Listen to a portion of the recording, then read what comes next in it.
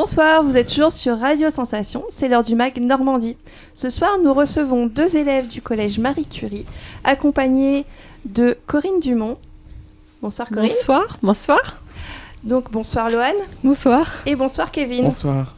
Donc, vous faites partie de la mini-entreprise Serinart du collège Marie Curie de Bernay. Oui. Quels sont vos rôles dans cette mini-entreprise ? Moi, je suis directrice financière, donc je m'occupe du budget de la mini-entreprise, des sorties et des rentrées d'argent. Moi, je suis technicien dans la mini-entreprise et c'est moi qui se charge de la production. D'accord, donc en fait, Loane, tu surveilles si Kevin ne dépense pas trop d'argent. C'est ça. Et Corinne, quel est votre rôle dans cette mini-entreprise ? Alors moi, je les assiste en tant que membre de l'association EPA, Entreprendre pour apprendre, auquel ils sont pleinement associés. C'est une association qui couvre tout le territoire national et qui est à but non lucratif. Voilà, donc je les accompagne à travers différentes visites de façon à sélectionner, à avoir des entretiens d'embauche, sélectionner le bon candidat au bon poste. Et puis surtout, nous avons un guide pédagogique qui accompagne les mini-entrepreneurs dans toute leur démarche de création d'entreprise. Alors, est-ce que Corinne vous aide vraiment, Loane et Kevin ? Non. Loane, à ton avis ? Bah oui, elle nous assiste quand même de loin, mais elle nous assiste toujours. Enfin, oui. Elle vous prodigue de bons conseils ? Oui. Alors, Loane, tu parlais des rentrées et des sorties d'argent, mais alors comment on fait rentrer de l'argent dans une mini-entreprise ? Bah, on a une partie qui est sur la banque, donc en gros quand on commande et voilà, c'est EPA qui nous rembourse après. D'accord, donc il y a aussi un accompagnement financier de la part de EPA ? Oui, bien sûr. On est, le compte de la mini-entreprise passe forcément par EPA. Donc entreprendre pour apprendre. Voilà, entreprendre pour apprendre. L'accompagnement va se faire par l'intermédiaire de visites auprès des élèves, mais également avec toute l'organisation à travers la foire internationale de Rouen, de façon à ce que ça se passe bien sur les stands, la vente, etc. Et puis également l'oral qui aura lieu au Stade d'Ornano à Caen, le 15 mai prochain. Et alors, pour entreprendre, pour apprendre, d'où viennent ces fonds ? Est-ce que ce sont des entreprises qui vous accompagnent financièrement ? Alors voilà, il y a différents vecteurs financiers. Donc il y a notamment la taxe d'apprentissage, il y a également le versement de dons et puis enfin des contributions de nos partenaires. Voilà. Est-ce qu'on peut rappeler quels sont les objets que vous produisez au sein de cette mini-entreprise ? On fabrique des soudes de verre, des presse-papiers, des bijoux et des porte-clés. Alors, c'est des objets qui existent. Quel est le point un peu important de votre produit ? C'est qu'on essaye d'utiliser des matériaux qui sortent de l'ordinaire. Donc en fait, ce sont des produits qui sont dans de la résine. Oui. Donc on a des jeux de transparence. Alors pour ceux qui nous regardent en vidéo, voici un exemple d'objet. Donc c'est un presse-papier, oui. Donc avec une inclusion de dosettes de café. Oui, c'est ça. Vous faites également des petits bijoux. Est-ce que vous allez développer les objets ? Au fur et à mesure, on a différentes idées et on a encore, on a plus de produits du coup à la fin. Et comment vous les produisez ? On les produit sous haute ventilée. On a des protections. C'est important. Oui. Parce que la résine, c'est quelque chose de toxique ? Ça peut l'être à fur et à mesure qu'on la respire, à fur et à mesure. Et comment ça vous est venu, cette idée de résine ? On a d'abord fait un brainstorming et on a trouvé que c'était esthétique et on a voulu faire ces produits. Et dans quelles conditions vous travaillez ? Comment ça se passe au collège ? Comme je vous l'ai dit, on travaille sous haute ventilée. C'est pour éviter de respirer toutes les odeurs toxiques. Et en termes d'organisation, est-ce que c'est du temps qui est pris sur les cours ? Est-ce que vous avez On travaille le mercredi matin 3h, de 9h à midi. Et des fois, on vient quand on a des heures de pause. D'accord, oui, donc vous êtes volontaire aussi, c'est pas quelque chose de contraignant pour vous, c'est quelque chose qui vous fait plaisir. Oui.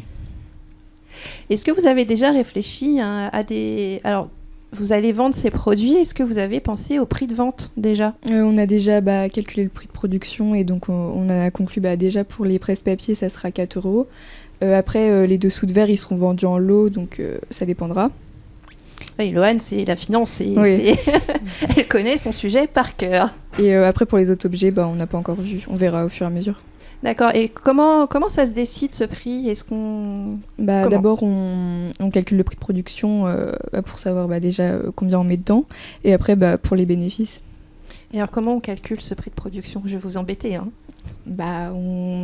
En fonction qu'on commande. Donc, la résine, déjà, c'est 1,2 centimes le gramme. Et donc, par exemple, dans les dessous de verre, c'est 200 grammes. Donc, ça fait 1 €. Ouais. Et du coup, après, on rajoute le bénéfice. Et voilà.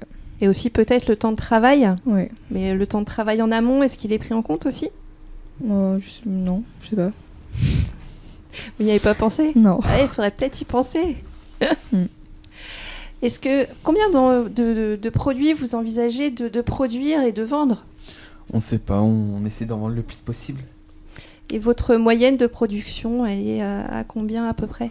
Pour les dessous de verre, on essaie de faire 6 par heure, toutes les heures. Oui, donc c'est quand même un bon rendement. Oui. Et vous êtes combien pour la production ? On est 2. Ah, alors Loane n'est pas d'accord sur... Il y a 3 salaires de versés et que 2 personnes qui travaillent. Il y en a vraiment 2 qui le font Et vous aidez, vous êtes quand même en soutien sur cette production. Oui. Et comment vous allez vendre ce produit ? Donc on parlait donc de la foire de Rouen. Oui, on va mettre dans un packaging esthétique et on va les vendre à la foire de Rouen. Et vous allez chercher des points de vente ? Oui, sûrement. Oui. Je sais pas encore. Est-ce qu'on lance un appel ou pas aujourd'hui aux commerçants bernayens pour éventuellement vendre vos objets à la suite de la foire de Rouen ? Bientôt, j'espère. Qu'est-ce que vous allez faire de l'argent récolté ? Est-ce qu'il va servir à des projets scolaires ? Est-ce que ça va être une transmission pour la mini-entreprise de l'année prochaine ? Déjà, il y a une partie qu'on va donner l'année prochaine aux futurs mini-entrepreneurs et une autre partie pour faire une sortie à la fin de l'année, je pense. Donc il y a un apport de votre part sur le compte en banque donc de la mini-entreprise et les fonds aussi du coup de l'association Entreprendre pour apprendre. Est-ce qu'on peut revenir un petit peu à cette association, Corinne ? Oui. Depuis quand est-ce qu'elle existe ? Alors l'association donc en est cette année à sa 11e édition. Je rappelle que c'est une association présente sur tout le territoire français. Donc 11e édition l'année dernière, voilà, ça a été le grand jeu. Nous avons fêté les 10 années de PA. Cette année, donc 11e édition, et sur le territoire normand, nous totalisons 135 mini-entreprises, voilà, sur l'ex-Haute-Normandie et ex-Basse-Normandie. Donc voilà, c'est un réel succès. Et nous comptons bien le développer encore. Et vous, comment vous en êtes arrivé à faire partie de cette association ? Oh là. Alors d'abord parce que la relation école-entreprise est quelque chose qui m'importe énormément et la mini-entreprise est, de par sa pédagogie inductive, un moyen essentiel en ce qui me concerne pour faire entrer donc, le monde de l'entreprise au sein du système éducatif.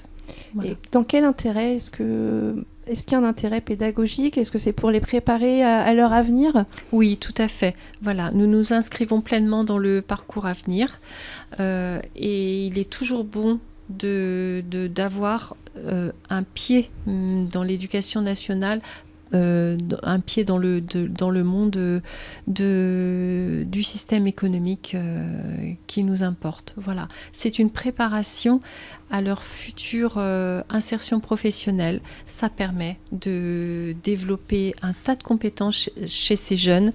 Bien souvent, après la foire internationale de Rouen, on les voit évoluer au cours de l'année. Beaucoup d'entre eux se disent moins timides et surtout, ils sont tous très fiers d'eux et ils peuvent l'être, vraiment. Est-ce qu'on peut suivre l'avancée de votre mini-entreprise sur les réseaux sociaux, par exemple ? Oui. On a un Instagram, on a un Facebook et on va bientôt mettre des vidéos sur YouTube. Est-ce qu'on peut rappeler, alors du coup, donner le nom de la page Facebook, par exemple ? Serinart. Donc SERIN''ART. Oui, ça. Merci à tous les trois d'avoir répondu à nos questions. On vous retrouve prochainement pour suivre l'évolution de votre travail. Merci. Retrouvez ce mag et tous les autres en podcast sur notre site radiosensation.fr.